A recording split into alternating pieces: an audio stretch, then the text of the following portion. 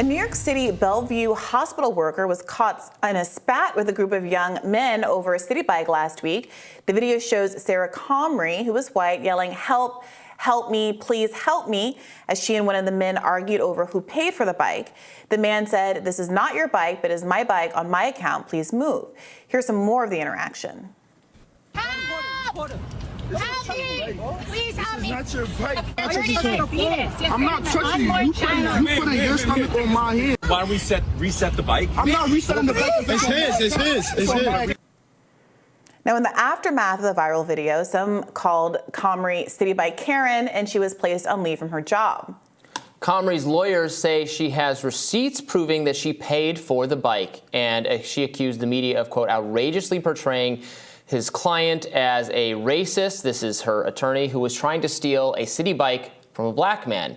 YouTuber Jeff Waldorf, who posted a video about the matter, tweeted, "I've taken down the Citi Bike Karen story based on new information from Sarah Comrie's lawyers, having receipts showing that she had, in fact, purchased the bike, and I apologize for getting it wrong and for any harassment directed towards Comrie as a result of my video." She was, I believe, suspended from her job as well. I think Did you read that? True. Or like outright fired or some kind of, which that seems pretty, suspended as a worker of the hospital.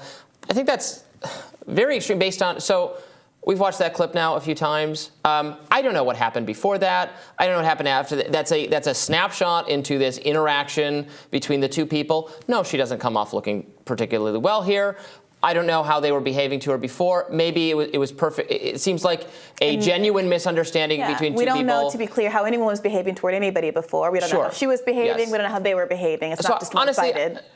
Honestly, I don't understand how anyone could make any judgment about. It looks like just an unfortunate negative interaction between two people, both of whom believed that they were in the right. A genuine misunderstanding. I've had this where it happened before, where I reserve a scooter. Sometimes I do it from my apartment before I leave in the morning. I reserve I see that there's now I'm taking the spin ones because it's all that's left to me because of what the fascist and the city planning transit. That's a whole different. We won't go there. Not happy with them, but we're not going to go there. I reserve my little scooter and I walk down, and it's happened before where someone's trying to get on it and they'll find out that they can't, that they're locked out of it because I already have it, and because I'm not crazy and trying to have fights with people on the street. Just wait for them to figure it out. Yeah. Or if there's another one, I'll just cancel it and go to that one. Or I'll say, oh yeah, I've already reserved that. It's fine.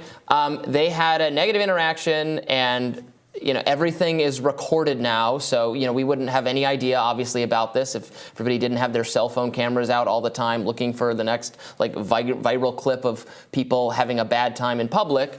I think it's a huge rush to judgment that she's already lost her. Again, how can they make any determination about what actually happened based on that clip? You're telling me they've conducted a full investigation of exactly what happened? Something that didn't even involve the hospital, didn't take place in lost her job. Sure. If there was any limitation to her pay, I would agree. Also, that's premature and inappropriate. It doesn't even have anything to do with the hospital. It didn't happen at the hospital. I mean, I don't understand. Right. So I don't understand why it's anybody's business. I agree that the professional consequences, especially before all the facts come out, seem to be inappropriate, especially if there was any impact on her livelihood in particular. Absolutely, no matter what the outcome of this is going to be.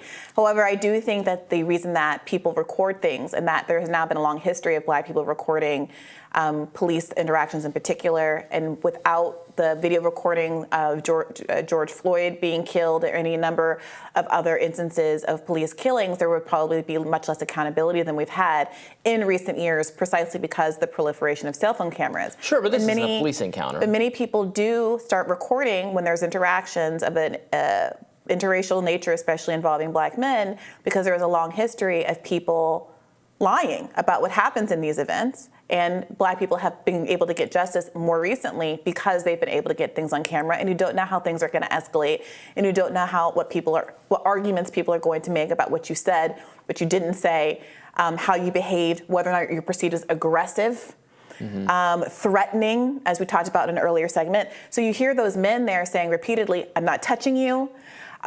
This is my bike." No, it turns out that it seemed like they were wrong, and that's a horrible misunderstanding. And there's some suggestion. Again, I don't know. I can't see this earlier part of the video. She says, or her attorney says, that whoever the person, I can't even tell from watching that video who the other person is, but grabbed the bike, didn't touch her, but grabbed the bike and then like relocked it.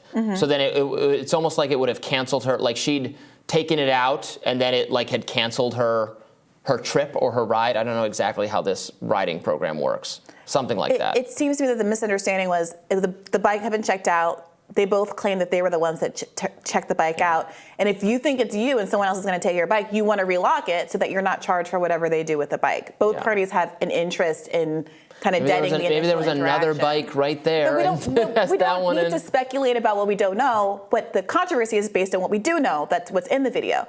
And what's in the video is that you hear the black man saying repeatedly, "I'm not touching you. I think it's my bike. It's my bike. I'm not touching you. It's my bike." Now, it seems like he might have been wrong. It seems like he was wrong in this situation. But you hear him repeatedly articulating his argument, like, "This is my bike. Why are you taking my bike?" I heard nothing. We just rewatched the minute 30 second long clip before this segment. The Comrie did not say, "This is my bike."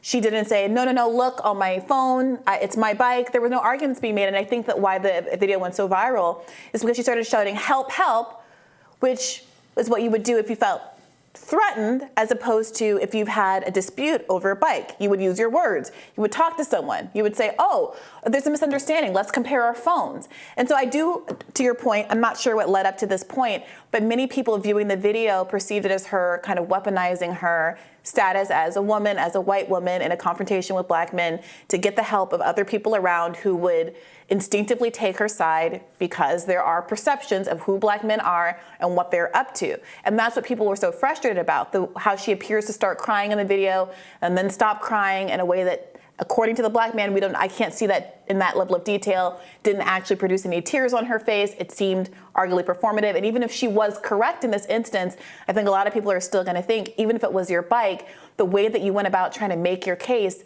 seemed to be exploiting tropes about white female vulnerability, black male aggression, instead of using your words. And in doing so in that way, could have put those black men in a dangerous situation as well. I think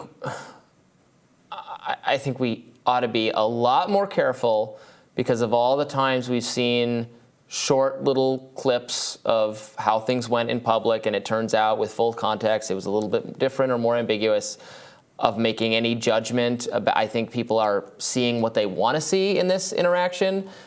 Maybe that is the way it went. I don't know. And the way I operate now when I see viral clips online on Twitter or TikTok or wherever of things like this, I just say, okay, it's not really any of my business, and I'd like more context, and I'm glad neither of the people are harmed. What do you make, Robby? Do you remember the Central Park birder incident where there was a black male birder whose dog was off leash or something, and the white woman, Amy Cooper said specifically, and this was caught on camera, I'm going to call the cops and I am going to tell them there's an African American man here. She seemed to understand that if she called the cops and told them it was her versus an African American man, that was somehow boosting her argument, boosting her credibility. And that's part of what people felt was so abhorrent about that particular exchange. Maybe his dog shouldn't have been off leash. Maybe that was a violation of the law. But again, it wasn't the underlying issue there. It was the fact that this woman seemed to understand that she could weaponize her own status as a white woman to have credibility in an exchange with a black man in a way that people found to be very distasteful. It was distasteful. It was definitely wrong of her to call the police. It seemed like there was a long simmering resentment between these two people over how this dog use / bird watching space was going to be used. Look, people fight with their neighbors, right? They fight Robby, with their... You're skipping over the part where she specifically is like, I'm going to tell the police there's a black guy here. Yeah, that was really wrong. She lost her job for that. I think she was charged with filing a police report. And would you say she actually suffered weaponizing her race and exploiting understanding of racial bias to make her point and to try to get an edge out? Sure. I mean, she suffered consequences beyond what the victim in the case, what the guy wanted her to suffer. Right.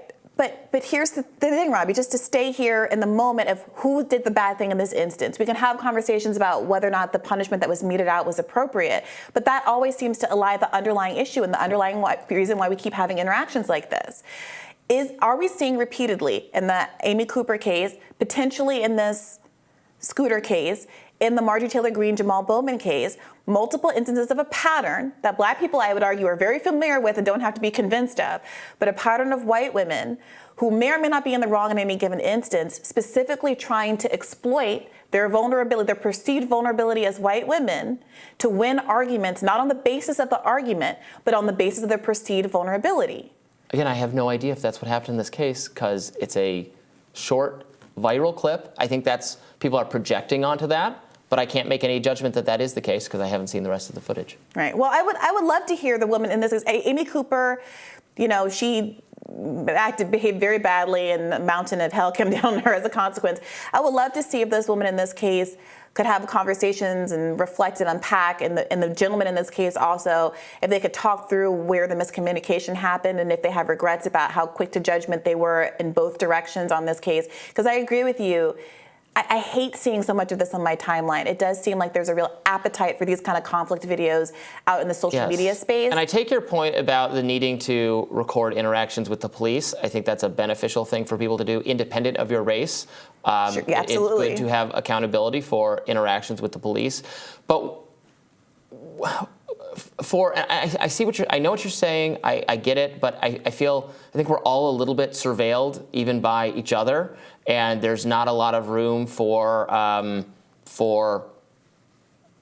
the tensions I've seen people fight about a parking space in a grocery store parking lot. Again, people of all races being right and wrong, and for you to everybody has a bad day, sure. And now your bad day can be the front page of the internet, sure. And have very profound and lasting consequences for you. Sure. Even without all the facts, even without full comprehension. Some of these cases, some of these cancelings have they've been really wrong and really unfair. The woman on the plane flight to Africa, the infamous example. There's everything in between, right? There's it was kind of bad, but it wasn't so bad your whole life needs to be destroyed. It wasn't bad at all, and people totally took it out of context. It was just as bad as it looks, and you really ought to have suffered something. Yeah. But it's hard to tell from the 30 seconds we see. I think there's a world where, even though I appreciate why folks do film, and I think largely it's a good idea, there's a world where perhaps her reaction and unwillingness to kind of use her words and explain and talk to people like a rational human being was undermined by the fact that she's being filmed. I do think that when you start to get on camera, some people's heckles rise and it escalates situations that might otherwise not have been escalated. So I think that it might be true. And it speaks to me to be a broader problem that we're having. That's a lack of community in this country that's percolating through in a lot of political contexts, a lack of trust and a lack of community. Not sure what to do about that, but I'd be very interested to see what happens with both of the figures in this story going forward. I'd love to see a real teaching moment, a real solidarity moment. I won't be holding my breath. More rising after this.